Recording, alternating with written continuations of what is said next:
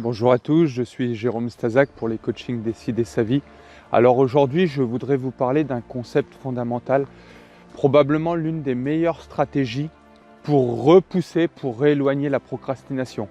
Vous savez, cette chose ignoble qui vous empêche de faire ce que vous aviez prévu de faire, qui vous empêche d'accéder à votre bonheur, qui vous empêche d'atteindre vos objectifs parce que tous les jours, vous remettez au lendemain.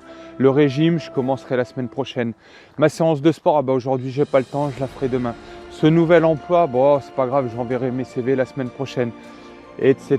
C'est la même chose. Cette femme, elle vous plaît, vous hésitez, puis du coup, vous n'osez plus l'aborder, vous n'osez plus lui dire bonjour, vous n'osez plus aller lui parler. C'est la même chose dans tous les domaines. Demain, je le ferai demain. J'ai pas le temps. C'est pas le bon moment. Je suis trop stressé. Je peux pas arrêter de fumer. Je suis trop stressé. J'essayerai pendant les vacances. La procrastination, l'un des pires poisons à votre bonheur et à votre réussite. Donc, l'une des meilleures stratégies que j'ai trouvées et qu'on a pu observer en neurosciences, justement pour combattre ce poison, pour combattre ce fléau qui détruit autant de vies et qui sabote autant d'individus, c'est de savoir que notre cerveau comporte trois parties. Trois parties, c'est-à-dire, je vais vous simplifier un petit peu mon propos. La première partie du cerveau, ça va être quand vous faites des choses que vous avez déjà l'habitude de faire. Par exemple, le matin, vous vous habillez, vous enfilez vos chaussettes, c'est très très facile, vous êtes en mode automatique. Vous êtes en pilotage automatique en quelque sorte puisque c'est quelque chose qui est routinier pour vous. Vous prenez votre voiture pour aller au travail, vous savez exactement quelle est la route que vous allez emprunter. Je pense que ça a dû souvent vous arriver, ça nous arrive souvent. On arrive au travail, on a terminé notre trajet et on ne se rend même pas compte qu'on l'a fait, à tel point c'est automatisé, on a l'impression qu'on était comme si on était absent, comme si on était ailleurs. Donc ça, c'est le pilotage automatique. C'est ce que vous faites au moins 95% du temps. Sur une journée de 24 heures, 95% du temps, on est en pilotage automatique. Donc ça, c'est notre première partie du cerveau. La deuxième partie du cerveau, et c'est là que c'est intéressant, écoutez bien, c'est quand vous faites quelque chose de nouveau ou quand vous avez l'idée de mettre en place quelque chose de nouveau. Là, il va y avoir un temps d'hésitation. Ah, et si ça ne marcherait pas?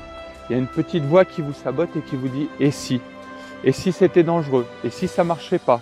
Ou j'ai peur du ridicule? Ou si on se moque de moi? Tiens, cette vidéo, je ne vais pas la faire parce que peut-être que je vais avoir l'air ridicule. Et dans chaque aspect, c'est la même chose. Oh, cette fille, je ne vais pas l'aborder parce que si elle me dit non, j'aurai honte. Etc., etc. Donc là, vous allez rentrer en mode hésitation. Et là, du coup, qu'est-ce qui va se produire? Frein à main, arrêt d'urgence. Votre cerveau, il bloque tout. Et il va vous trouver tout un tas d'excuses pour ne pas le faire. Et ce qui explique qu'ensuite vous allez procrastiner et du coup vous n'allez pas mettre en place ce que vous aviez promis ou ce que vous vous étiez dit qui serait positif pour vous. Donc ça c'est ce qui a tendance à nous saboter. Alors pourquoi? Je vais quand même vous donner une explication là-dessus. Parce que notre cerveau a hérité des lendemains incertains. Je répète, notre cerveau a hérité des lendemains incertains. Ça veut dire qu'on se surprotège avec notre besoin de sécurité, en essayant en permanence de nous rassurer à faire que des choses qu'on connaît déjà. Et dès qu'on fait quelque chose de nouveau, notre cerveau croit que c'est dangereux, puisqu'il nous sent hésiter. Il se dit, tiens, il n'avait pas hésité ce matin pour prendre la voiture pour aller au travail. Tiens, il n'a pas hésité ce matin pour enfiler ses chaussettes. Comment que ça se fait qu'il hésite? Ah, ça doit être dangereux. Frein à main, arrêt d'urgence pour nous protéger. Alors la meilleure stratégie, c'est là que ça devient intéressant, ça va être d'utiliser notre troisième partie du cerveau.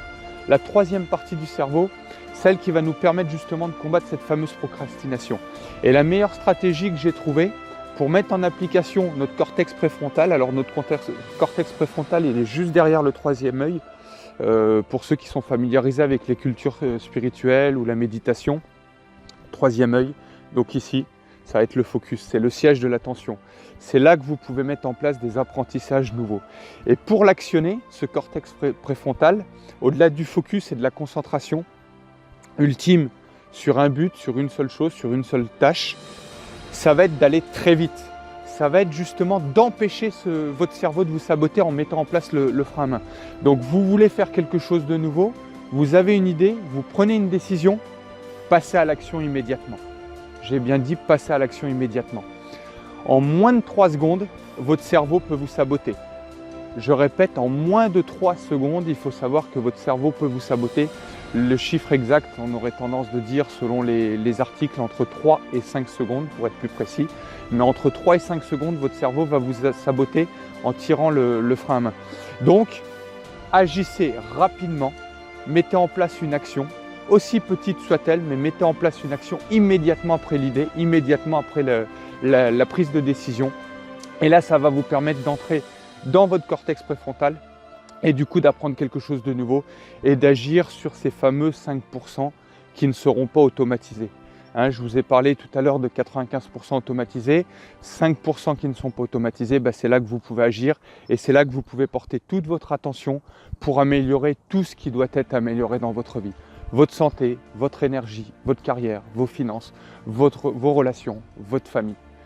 Voilà, c'était Jérôme Stazak pour les coachings Décider sa vie. J'espère que cette vidéo vous aura apporté de la valeur. Likez, ça nous fait toujours plaisir. Commentez, partagez pour essayer de transmettre un petit peu de la valeur à votre entourage, à vos contacts. En attendant, je vous souhaite une excellente journée. Prenez du plaisir, visez l'excellence, passez à l'action, persévérez et soyez dans la gratitude. À très bientôt.